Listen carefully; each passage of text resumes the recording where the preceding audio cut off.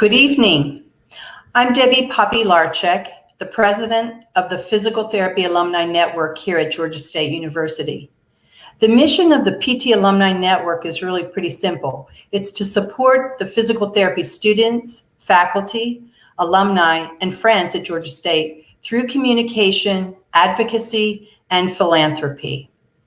The PT Alumni Network is sponsoring this seminar entitled, "It's Not Just for Kids, Time to Get Real About Healthy Bladder Habits," as part of our National Physical Therapy Month celebration. We are co-hosting a Thursday happy hour next week as well, so I invite everyone to come join us at Fado Irish Pub in Buckhead. I'm delighted to introduce our speaker tonight, Dr. Kara Strauss, a licensed physical therapist who graduated from Georgia State's physical therapy program in 2012 after receiving her MBA from the University of Georgia and her BSBA from the University of Delaware. Kara serves as the vice president of the Physical Therapy Alumni Network. Currently, Dr. Strauss teaches an elective course on pain behavior and holistic care at the physical therapy program at Georgia State. She's a qualified Herman and Wallace Pelvic Rehabilitation Institute practitioner. This evening's seminar is for everyone who has a bladder. The content is relevant and inclusive for all genders. It's designed to be practical, interesting, and easy to incorporate into your lifestyle. Tonight, Dr. Strauss will be teaching the basics of bladder function, discuss the common bladder problems, and some easy ways to retrain the body for a more functional bladder.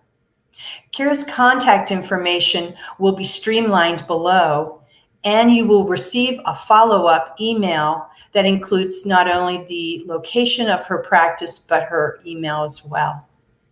If you have questions and need to submit them, you can do that on Facebook or through your registration. There'll be an Ask a button that you'll use to submit that question. And we have found that you need to submit the questions a little bit earlier than before the end of the program, because it takes a while for them to be communicated to us. It's a computer thing. Anyway, I would like to turn the program now over to Dr. Strauss. Thank you. Hi, everyone. I am Dr. Kara Strauss, and I'm just very honored and excited that y'all are here today to learn about bladder habits. That's definitely been a topic that has been on my mind a lot lately, and I'm assuming yours as well, because that's why you're here. So I'm going to go ahead and flip my screen over so that I can get a good view of my PowerPoint. And then we'll just launch right in.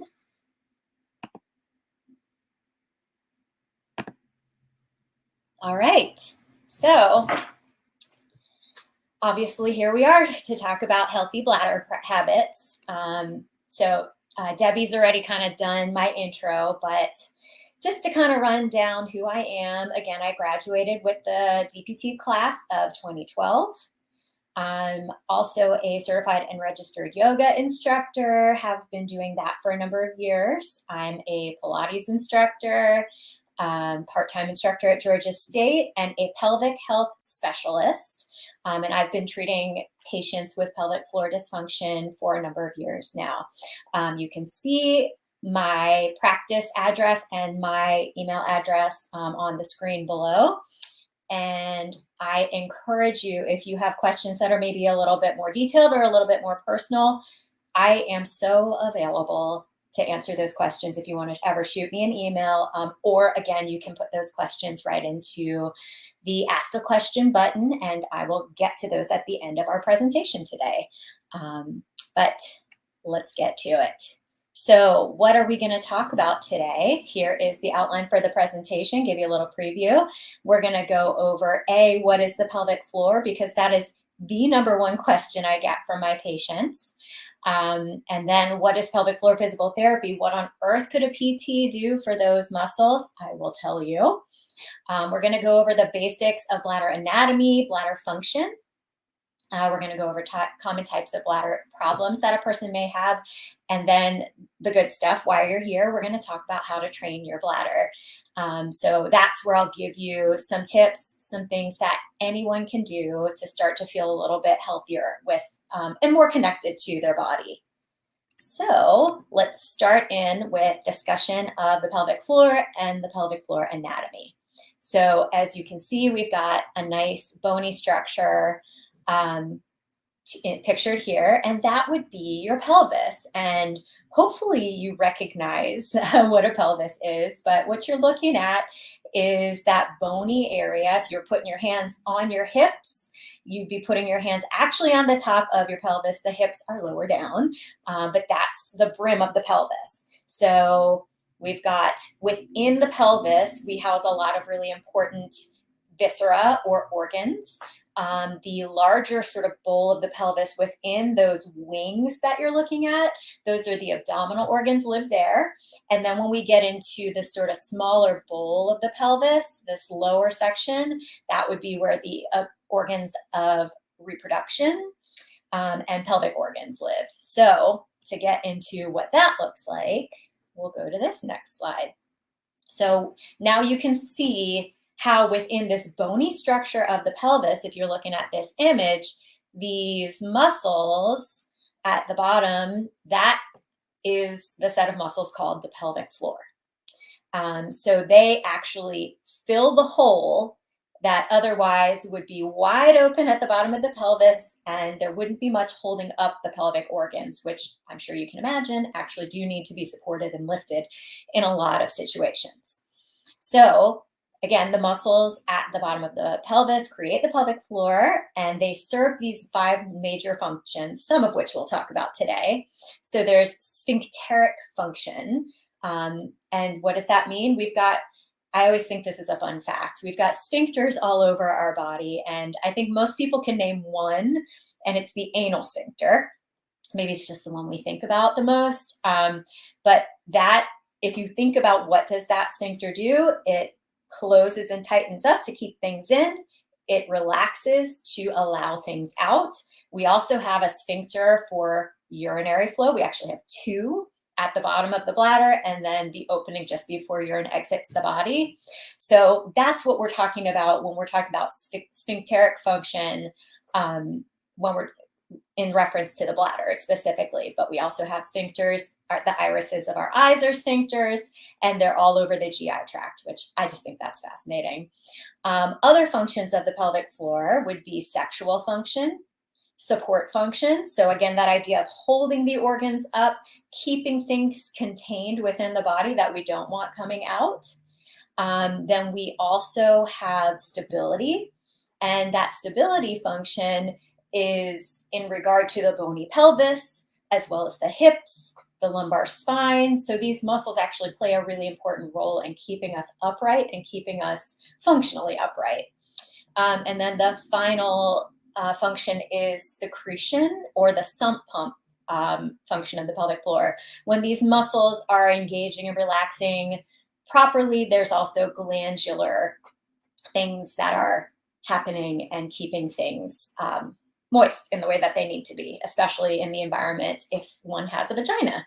So moving right on, we're going to talk about the pelvic organs. And I thought the best thing to do with the pelvic organs was just to give you a side-by-side of female versus male anatomy. So to the left of the slide, we've got the female anatomy. You can see that there is a bladder. And then on top of that, this is what makes it female anatomy, is the uterus. This is a normally oriented uterus. If it were to be retroverted, which is a term that people might have heard before, it sort of leans back a little bit, and that could happen to any degree. It could actually be so retroverted that it even leans into the rectum, which is over here. But I think what's important to appreciate about the female anatomy is that the uterus sits literally on top of the bladder, and therefore the bladder does not have nearly so much space.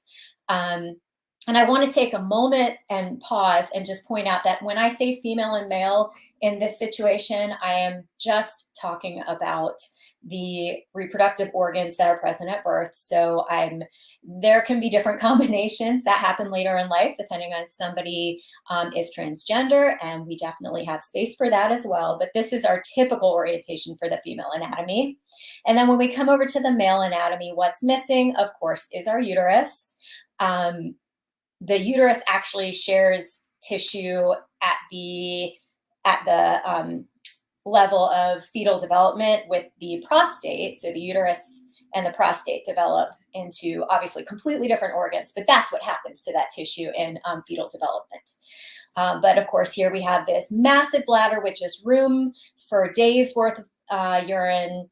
And we also have the rectum back here. So we won't go into much more detail than that, but know that the position of all of these organs is important, and it's also important that these organs can move.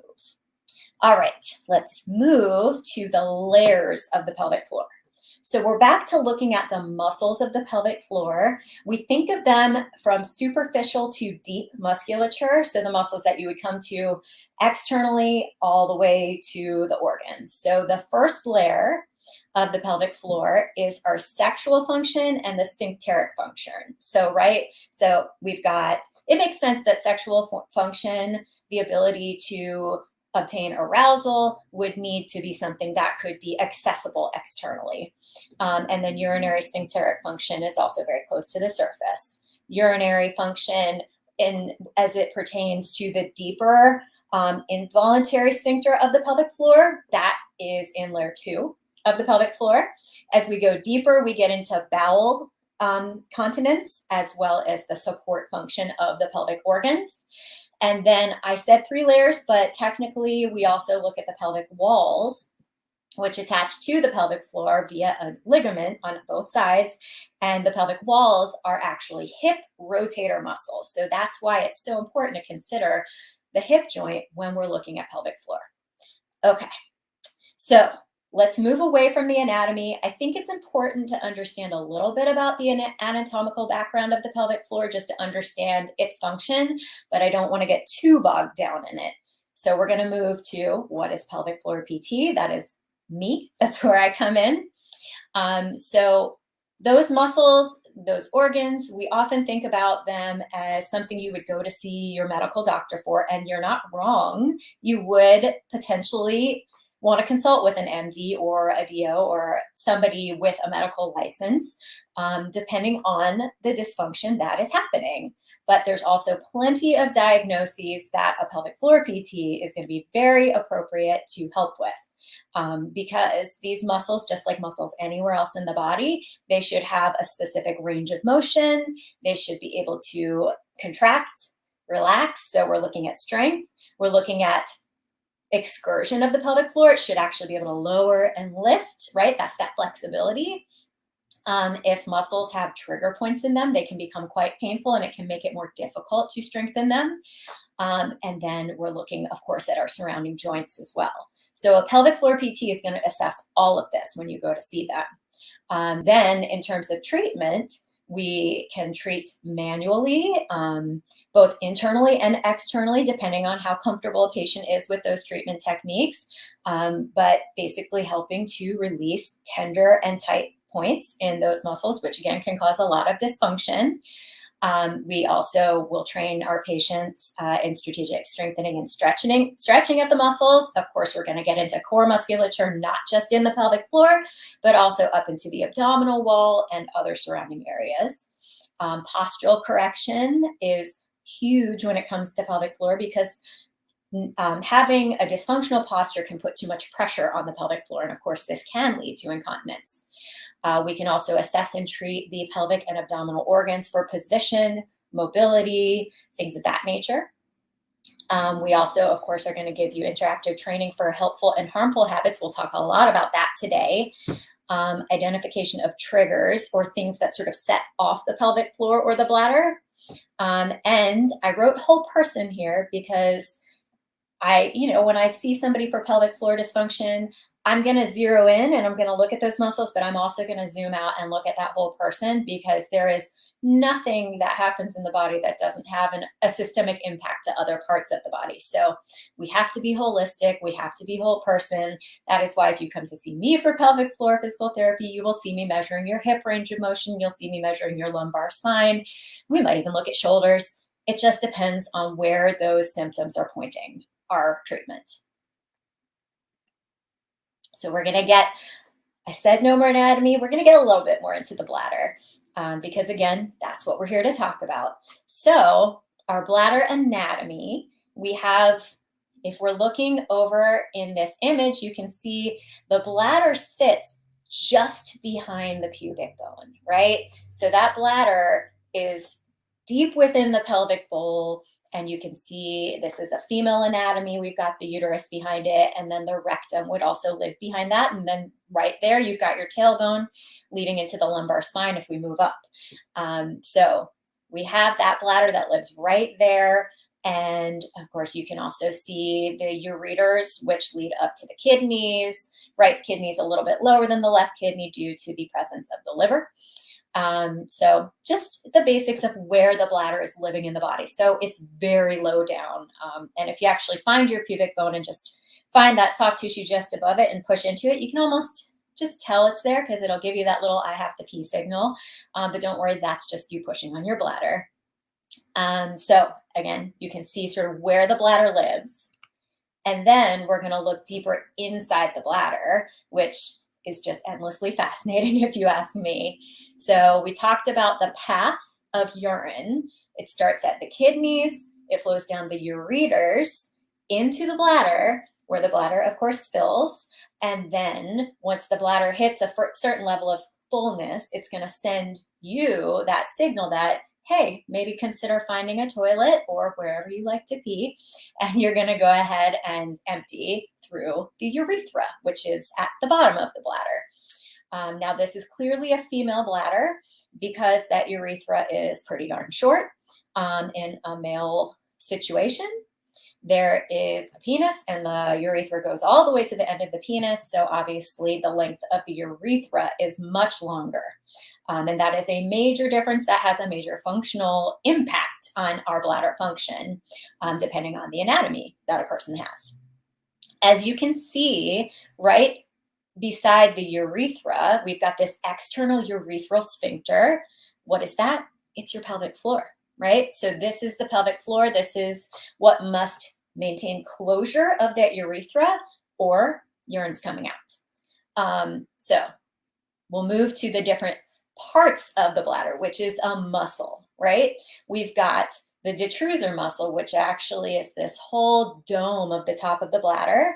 Now that is the muscle that when it contracts, the bladder empties. Now you are not voluntarily telling your detrusor muscle, okay, I'm going to turn that muscle on. So if you're pushing to urinate, that has nothing to do with the detrusor and everything to do with you increasing your intra-abdominal pressure to push urine out. We discourage this. I will talk more about this. But for anybody who's curious, in a functional, healthy bladder, the pee should come out all on its own. You just have to sit or stand or however you position to urinate. You just have to relax the pelvic floor muscles and the urine should come out on its own. The detrusor has trained to understand that that's the signal for voiding or emptying. So that's the detrusor muscle. Again, that is a muscle that contracts when or in order to release the urine. And then we have this other muscle at the very bottom of the bladder. It's called the trigone muscle. Now, this muscle is a smooth muscle, which means that it's going to have a lot of response to stretch. If you think about it, this makes a lot of sense inside the bladder because as the bladder is filling, this trigone muscle is going to have to expand.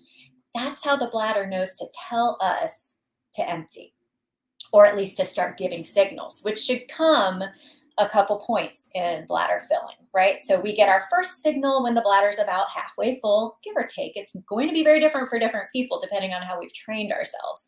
But that signal comes, and that's your signal just to kind of be aware that, hey, my bladder's filling. We don't necessarily need to run to the bathroom at this point, but it's kind of nice to kind of know where one might be because as the bladder continues to fill at about 75% full, that's when it's time to go ahead and get to a toilet and to, again, sit, stand, however you approach the toilet, relax the pelvic floor, and allow the detrusor to do what it is supposed to do. So what happens? If we really think about it, it's all about pressure. And I think pressure is just an important thing to continue to keep in mind throughout this presentation. If the detrusor muscle is contracting and that pressure is stronger than the pressure of the pelvic floor keeping that sphincter closed, you're leaking, right? Unless you actually intentionally relax the pelvic floor, and then of course we wanted the urine to come out. But knowing that that detrusor creates pressure, the pelvic floor relieves or matches that pressure. It's all just that relationship. And again, we talked about filling and how the bladder will signal the brain as it fills. Pretty cool. And again, just giving a little bit more on the anatomy when there is a uterus present versus when there's a prostate present. So I wanted you to just kind of have an idea and appreciate. We have this image to the left where you can see the uterus just sitting right on top of that bladder. It just doesn't hold as much as a result, depending on the size of the uterus, which, there might be a fetus in there might not. But over here on the right, you see the prostate. And we will talk more about that later as well, because if that prostate grows larger, also known as hypertrophy, that can clamp down on that bladder neck, and that can also lead to some issues. So just kind of seeing what that looks like inside the system. All right, so this is where it gets good because I've got my cartoons going. But this is when bladders misbehave. I love these little guys.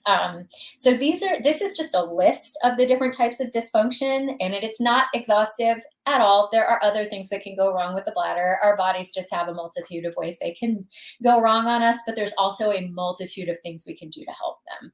So for every issue, there's an answer, and we should always have that hope. So, but what we're going to talk about today specifically are stress incontinence, urge incontinence, voiding difficulty, meaning I get to the toilet and I just can't let the pee out, even though I'd really like to. There's urinary frequency. That's, again, sort of a hot topic right now, at least if you pay attention to pelvic floor Instagram, which I obviously do. There's nocturia, which is voiding at night. We're going to talk about the prostate and the male pelvic floor specifically. I just get a lot of people asking me, well, men don't need pelvic floor therapy. And I would argue that everybody who has pelvic floor could potentially need therapy and should at least be aware of it, because we want to keep our whole bodies healthy. And of course, there's some medical conditions that can also come up when it comes to pelvic floor: interstitial cystitis, also known as IC, overactive bladder, kidney stones, UTIs, etc. And the medical conditions, again, we do recommend that you see a medical doctor first for those, for assessment. But all of the issues above medical conditions, you can see a pelvic floor PT for those, and we can be your one-stop for that. So stress incontinence, what is it? We talked about these pressure relationships. It's when the internal pressure of the pelvic floor is higher than the strength of the pelvic floor. So if this is squeezing, if it's the detrusor, or if it's like a sneeze, a cough, a laugh, where we quickly increase our pressure, if the pelvic floor can't match that pressure, leaking is happening, right? This one is pretty common, but also pretty treatable. So I tell people who've got this one, it's really going to be about strengthening. And again, high stress events, it doesn't mean that you're having a bad day and you've got an emotional situation going on. I'm talking about pressure stress. So the cough, the sneeze, the laugh, or even like getting up out of a chair or lifting something heavy. We've got urge incontinence. This is when you feel the urge to go and you can't get to the toilet fast enough. That urge is really, really strong. The detrusor just activates at the wrong time, basically. Or you get to the toilet and the bladder wasn't even full, right? And that kind of crosses over with urinary frequency as well. And there also, with urge incontinence, we find that there are triggers. A lot of people hear water running, they put their key into their front door, and all of a sudden they're feeling like they have to pee, even though they really didn't have to. But that urgency, again, we've trained our bladder to respond to those triggers, just like Pavlov's dog responded to that bell. So that is what that is. Voiding difficulty is when we are unable to empty when desired. So you get to the toilet, you wait, maybe there's a little dribble, but it really doesn't come out in a satisfying way. And this is obviously a problem. This can come from pelvic floor muscle overactivity. It could come from a hypertrophied prostate, or it could come from a bladder prolapse where the bladder is sort of shifting out of its position. And in that case, we really want to just engage the pelvic floor to lift it back up. That would be the simplest treatment for that. Urinary frequency, mentioned it a little bit. What is normal for urinary frequency? I tell people to aim between 2 to 4 hours between trips to the bathroom. So for a lot of people, you hear that and your eyes are just bugging out of your head because that's forever compared to what you're doing. It's okay. We get into our habits. We do a lot of going to the bathroom just in case. And that starts to tell your bladder, oh, well, I guess I should give them the signal to go more often, because they obviously want to go more often. So that's why we really want to listen to those signals coming from the bladder and, know the difference between that, hey, I'm halfway full signal versus I'm ready to go right now signal, and actually try to sort of put a little bit more space. Now, you're not trying to hold forever and ever. More than 4 hours starts to run into issues with UTIs and infections. So that's not a good thing either. But we want to have some space between trips to the bathroom because we, again, don't want to become ruled by the bladder, right? And the bladder will just start to send signals all the time if you go all the time. It trains itself. So a full bladder contains 300 to 500 milliliters of urine. That's about 2 cups of urine. To know if the bladder is full, you should be able to count to about 8 seconds with a full stream of urine. And that urine should be flowing that whole time. If it's less than that, you probably didn't really need to go yet, or your bladder has gotten untrained. So urinary frequency can be caused by, again, this just in case peeing. I felt like maybe I should go, so I'm just going to go. We have triggers, water running, and then we can untrain just by being a little bit too responsive to the bladder. Nocturia is when we pee excessively at night. So again, what's normal? I consider getting up once during the night to go to the bathroom normal, but more than that, and sleep starts to become disrupted. So at night, the bladder can actually hold on to more urine. We can get up to 800 milliliters of urine. And on top of that, we do produce urine more slowly during the night because there is an antidiuretic hormone that's released during deep sleep. So if you're getting to deep stage sleep, then your body doesn't produce quite as quickly. That's how we make it through 8 hours of sleep. Hopefully that's something that some of you are getting. But that deep sleep cycle is necessary. Otherwise, the urine does continue to be produced and you will be woken up with that urge. So you can see how that lack of a deep sleep cycle can increase our symptoms. So usually if I'm hearing patients are getting up 5-6 times in a night, I start to ask a lot of questions about sleep hygiene and what are we doing to make sure that we're getting deep phase sleep. Then we have the male pelvic floor. So this little guy, we've got our hypertrophied prostate just hanging onto that urethra, causing all kinds of trouble. I love this image too, but we'll get to him. So good news with the male pelvic floor, there is a decreased UTI risk when everything with the prostate is functioning properly because men have a much longer urethra, which means it is harder for the bacteria to get where it's going in time to cause problems. As long as we keep that outflow happening, going at least every 4 hours, if not a little bit more, UTIs are pretty uncommon in a healthy male pelvic floor. Stress incontinence is also rare because there is less resting on the pelvic floor, and the pelvic floor muscles themselves do tend to test way stronger, especially after a woman has been through a pregnancy. That's when sometimes that strength starts to decrease. Now, what's more common with male pelvic floor is this urinary retention or difficulty with voiding. And that is very often due to a high tone pelvic floor, meaning there's more tension in those muscles, or again, the prostate, which with age tends to hypertrophy. And again, what does that mean? The prostate is constantly regenerating and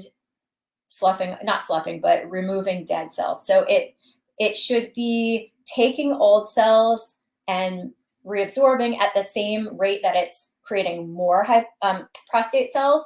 If it's creating more cells faster than it can break them down, that's when the prostate enlarges and, of course, then creates pressure on the urethra.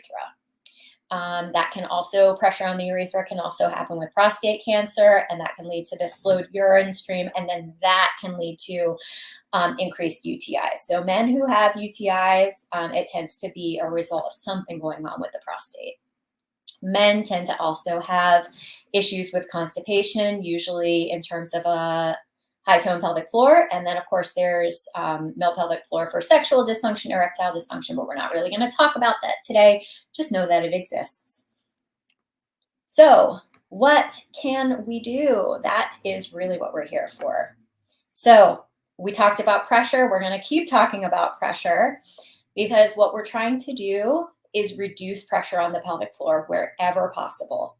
So that means that forward and your shoulders are really rounding forward. What happens is there's actually more pressure on the abdominal organs and the pelvic organs. And then they, of course, rest on the pelvic floor and push down, which can lead to high tone in the pelvic floor because it feels like it has to push back and grip to answer that pressure. So we're really trying to open up posture, stand really nice and tall. We avoid straining for bowel movements.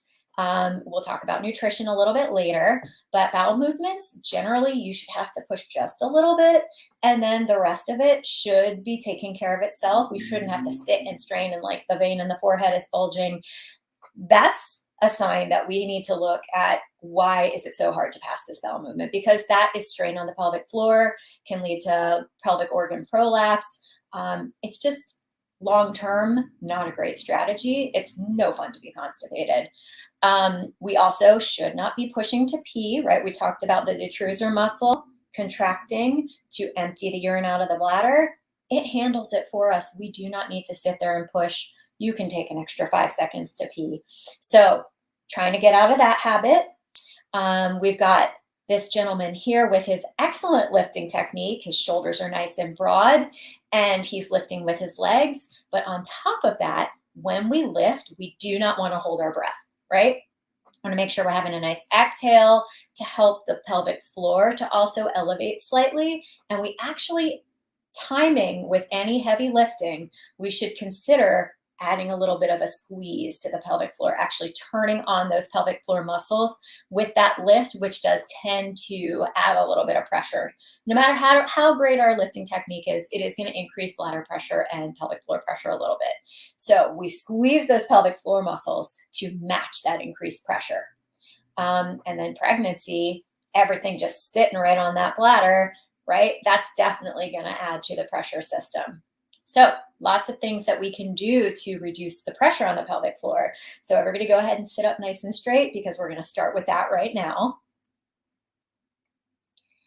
So this gets into our next piece, which is how do we strengthen the pelvic floor, right? Because it is not the solution for everyone, but it is a solution for many people. So if somebody has stress incontinence or functional incontinence, meaning they're leaking with sit to stand or with lifting, increasing the timing of the pelvic floor contraction as well as the strength of the pelvic floor contraction, also known as a Kegel, that will really reduce that type of incontinence pretty quickly.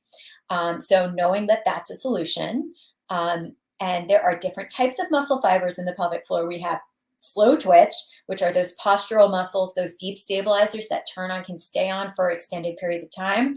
And then 30% of those muscles are fast twitch. So those are the ones that when you need to do a power move, you're going to give that strong squeeze of those pelvic floor muscles. They can't hold forever though. But thankfully we have both kinds of muscles in the pelvic floor. And we want to make sure our pelvic floor muscles can both contract and relax fully. So this is where people ask me, how do I know if I'm actually doing a pelvic floor contraction or a Kegel properly? So if you're sitting down, good. If you're not sitting down, have a seat. And what I want you to do is try to feel the sits bones. Those are literally the bones you sit on. I want you to try to feel them on the surface that you're sitting on. Turning on the pelvic floor muscles, which will feel like if you had to pee or if you felt like you were going to pass gas and you do not want to do that, you're going to turn on the muscles that keep the pee in, keep the gas in, and see if you can feel a change in the orientation of those sits bones, right? We should be able to feel a little bit of lifting of the perineum, which is the space between the vaginal opening and the anal opening in a female pelvic floor, or the space between the scrotum as well as the anal opening on a male pelvic floor. But that perineal region should lift up and away from the chair, and it should sort of pull those sits bones together. So hopefully that cueing gave you a little bit of something to work with. But activating the pelvic floor and just becoming aware of those muscles. You should not feel your glutes engage. It shouldn't be something that's visible to somebody who's looking at you. You should be able to feel those pelvic floor muscles engaging. We may have more questions about that later. Feel free to bring them. But again, very important that those muscles can all the way turn on, but also that they can all the way turn off. The squeeze before you sneeze technique, that's it. I love this because it's so simple. A lot of people have a little bit of leakage with a sneeze because it's a very quick increase in our intra-abdominal pressure, which is pressure on the bladder. If you want to make sure you don't leak, then when you feel a sneeze or a cough coming, turn on those pelvic floor muscles hard as you can and see if that doesn't make a difference. I have had patients where this is the entire solution. They come in and they're leaking, and then I say, let's just time that pelvic floor contraction a little bit more strategically. All of a sudden, the leakage is gone. It's amazing how much a little bit of awareness can do. Identify your triggers. So this is where we're getting into our urge incontinence. So if you know that that key going into your door is always going to create that urge to go, then we start to untrain that by, there's actually a little bit of a technique that I use, this quick flicks and a long hold. So know what your triggers are so that when that detrusor muscle starts to contract involuntarily, it's only doing it when we want it to. The detrusor should contract when you get to the toilet and relax the pelvic floor. That's the time it should contract. Any other time, we need to untrain that. So we do that by, we know how to do our Kegels now. What you're going to do is 7 quick flicks of the pelvic floor, just turning those muscles on quickly, on and off, as quickly as you can. And then after those 7 quick flicks, you'll do a really long hold of the pelvic floor muscles. I usually do about 7 more seconds if you can hold it that long, and let go. And that is sending a message, an inhibitory message, up to the brain, through the nervous system, to the bladder, to the detrusor. Stop squeezing. It's not time yet. So once you've done that, you should feel that sudden urge to go to the bathroom passing. And then you want to just calmly get yourself to the bathroom to make sure that you handle things before that urge comes back. Another thing to remember with urge incontinence, when you get that sudden urge, is stay calm. You have a tool now. You're going to do these quick flicks and your long hold, and then you are going to get there in your time. You do not need to panic and run. That is almost certainly going to guarantee a little bit of leakage. Another trick that I really like are our heel raises. So you're standing up and you're just lifting the heels up and down 7 to 10 times. That's also going to give an inhibitory signal to the bladder it's not quite time to contract. Avoiding the just in case pee. We talked about this a bunch earlier. If you are going to be leaving your house for 30 minutes and then you'll be right back home, you probably don't need to go to the bathroom in that time. If you know your bladder is legitimately full, please go to the bathroom. But if you just went and then you're just like, maybe I'll go one more time before I leave the house, question if that's really necessary. And then we start to scale back when we go to the bathroom, and we stop training that bladder to give us the signal all the time. Learning to relax the pelvic floor. Again, we also want to be able to let go if we're avoiding difficulties. So I love this image. These are some great stretches for opening it up and reducing the pressure on the pelvic floor, and also allowing that pelvic floor a little bit more space to relax. So deep diaphragmatic breathing where we feel the belly expand and contract with the inhale and the exhale respectively. Child's pose creates a little more space in the perineum region. Happy baby, we've got this deep squat. That's actually the ideal position for voiding. It's just not one we use as much anymore. And Sphinx pose or cobra, where we're opening up that posture and we're taking pressure off the pelvic floor.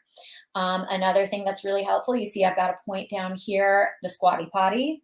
It's an amazing tool. because it puts your hips in a position where the pelvic floor can relax more effectively. All right, moving along, keeping a bladder diary. So if you're not sure if you're going too much, write it down. We can identify our triggers that way. We might even be able to identify trigger foods. So we want to just, in the bladder diary, we're going to kind of have just 3 columns. What you took in, that's going to be food as well as beverage.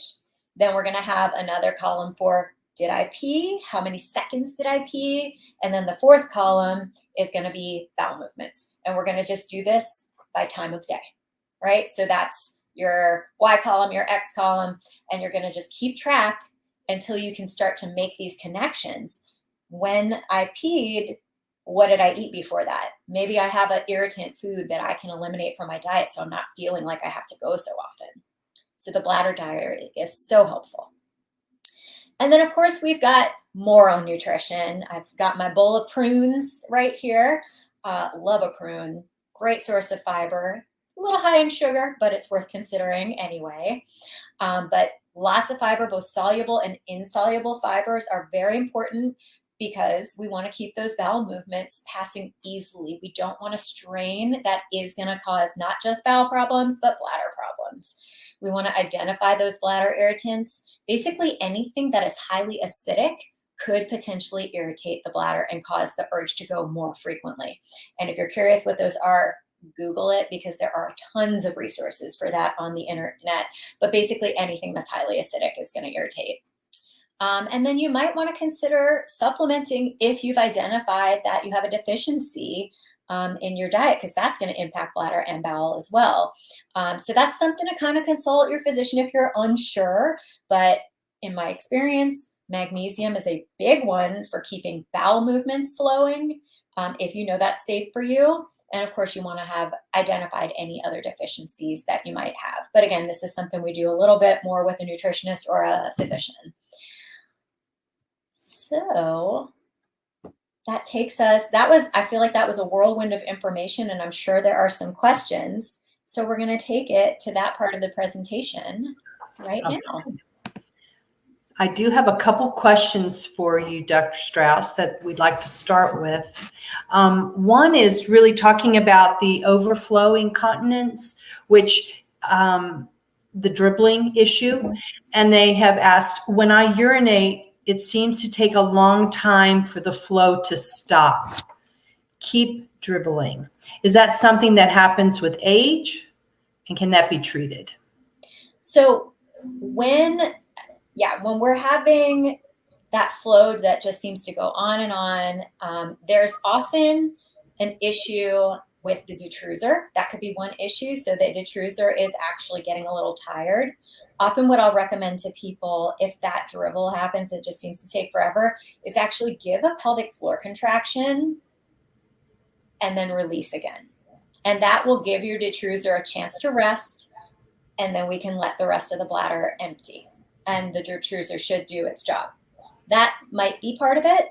There might also be an issue with the pelvic floor not being able to relax effectively. So that's where we want to have this conversation with ourselves or with a pelvic floor practitioner about, do I have high tone in my pelvic floor where that urethra just can't fully open up? Because then we could be dribbling for days. So those are 2 reasons that dribbling could continue. A third thing that could be going on here is if there is a bladder prolapse, which again means that the bladder has dropped down a little bit. What will happen, and this is something that I'm going to say almost exclusively happens with the female pelvic floor, but the bladder drops down and it can bend over the bladder neck so that some of the urine actually can't get out because it's like over here in this little reservoir and it's not in a position to come out until we again engage the pelvic floor, which effectively lifts that bladder back up, and then the rest of the urine can come out. So we call that double voiding. And it's a sign potentially of a prolapse, but not necessarily 100% of the time. So it can happen for a lot of reasons. It's not necessarily age related, but it also could, age plays a role with most of the things that go on with our bodies. It seems like so many of the incontinence issues, as long as we're aware of doing a Kegel, it's our best friend. It can help, it can facilitate, it can stop urine. So think of that as your best friend. Get your Kegel down. Okay, Absolutely. I have a question. Let me make a quick point about the Kegel, because yes, Uh-huh. that is such a good point. The only exception, well, not the only exception, but the big exception to Kegels is if you are experiencing pelvic pain. We do not recommend starting with Kegels. Pelvic pain can actually get worse if we're constantly contracting those pelvic floor muscles. So if it's purely a urinary problem, try them by all means. But if you're feeling pain, maybe hold back on that and try relaxing the pelvic floor first. All right, just wanted to put that out there. Okay. We do have another question. It says, how do I know when I need to see a pelvic floor physical therapist versus trying to treat this on my own? That's a great question. So, Debbie, that kind of goes to your point of why don't we just try Kegels first? Please, just try Kegels first. I do not need everybody who needs to just figure out that they need to do Kegels. I don't need to see you all in my office. You got this, right? But let's say you've tried that and the symptoms are not changing, or, worst case scenario, they're actually getting worse, right? Mhm. Or let's say you're trying your Kegels and you're trying your pelvic floor relaxation and it feels like you can't find your pelvic floor muscles. Then you might need the help from a PT to actually figure out how to engage them. Or if you're starting to feel like maybe there is a little bit of pain and tension down there, maybe we need a pelvic floor therapist to intervene and actually do some manual therapy to help those trigger points to calm down. Right. Okay. I have a couple more questions. Is there any relationship between having high blood pressure and bladder difficulties? Oh goodness, well that is a good question that I'm gonna say caveat. I think that's partly a question for a medical person too. So I'm sure that there are things that I'm not kind of fully aware of with this. But what I will say is when there's more pressure, there's also increased filtration at the kidneys. There's a lot more pushing through. So there is this potential that we're producing more urine. And that wouldn't surprise me as being related. And then, of course, if you're on blood pressure medication, Right. you're also producing more urine a lot of the time from that, because that's bringing down the volume of blood in the body, which is going to decrease pressure. So it certainly seems like there could be some interaction there. Okay. I have a question here. What would you want to know more about if you are treating someone who has experiences chronic pain and has some movement limitations as well as involuntary urination? Oh my goodness, how much time do you have? With somebody who is having painful pelvic floor as well as urinary problem, or leakage, what we really need to do is assess history. If we're talking with female pelvic floor, then is there childbearing history?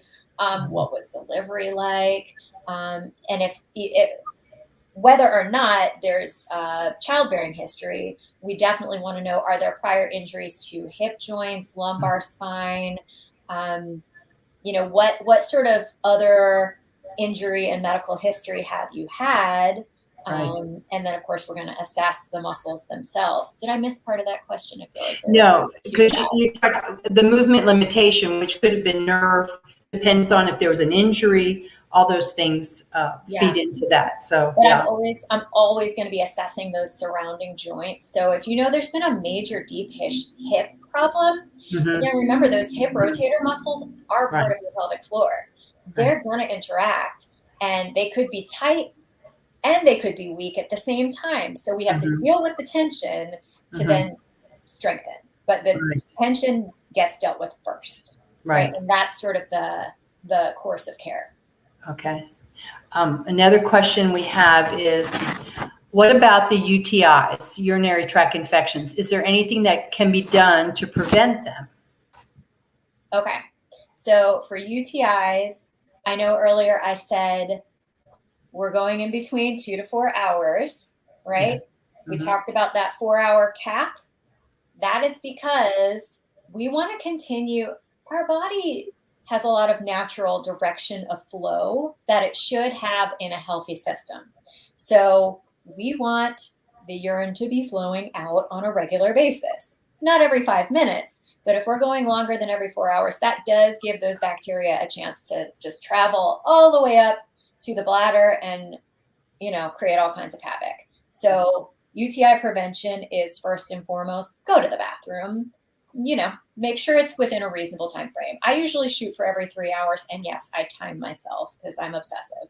So we're looking at that. We're looking at, again, having adequate nutrition, trying to reduce irritation to the bladder. So again, trying to take things that would increase inflammation system-wide. We want to keep those out of our diet as well. And that doesn't mean cut out all the fun stuff completely. It means cutting out enough that our bodies are, again, at homeostasis, so that healthy balance.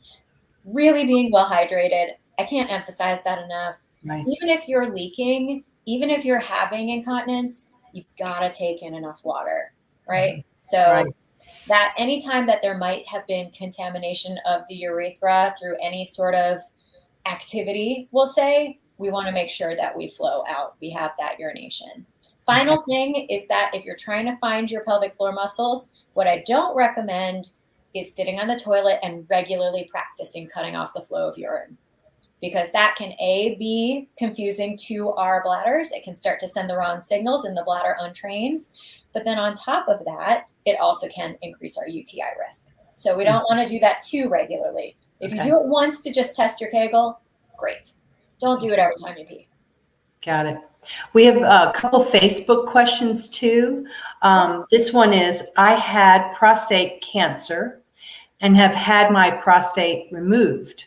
Are Kegel exercises my best recourse for incontinence?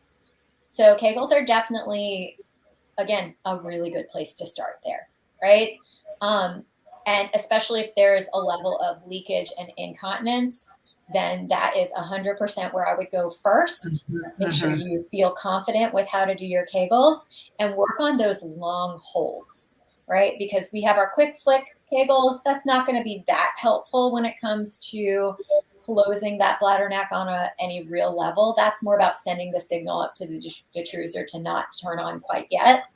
But we want long holds, and what we're aiming for over time, you probably won't start out here, but we want to be able to turn on those pelvic floor muscles and keep them on for 10 seconds, which the first few times you try that seems like an absolute eternity. So again, build up to that. Don't expect it to happen on your very first try, right? But that would definitely be a good place to go. And if that is not effective, then there's the potential that we want to do some organ mobilization. So you find a therapist who actually is able to work, it's called visceral mobilization, and they can actually make sure that the bladder is sitting in the right place, that there isn't tension in the connective tissue, also known as fascia, that could also be leading to some imbalance of the pelvic floor that's making it hard to hold. Right. So, yeah. Okay. Carrie, you just touched on something about when you have you have these problems and you're trying to find a practitioner, a physical therapist, a pelvic floor specialist. What kind of credentials should a person be looking for in trying to find that therapist? Can you speak to that a little bit? I'm going to say this, I don't even have these credentials. But there are some certifications and specializations that a pelvic floor therapist can pursue.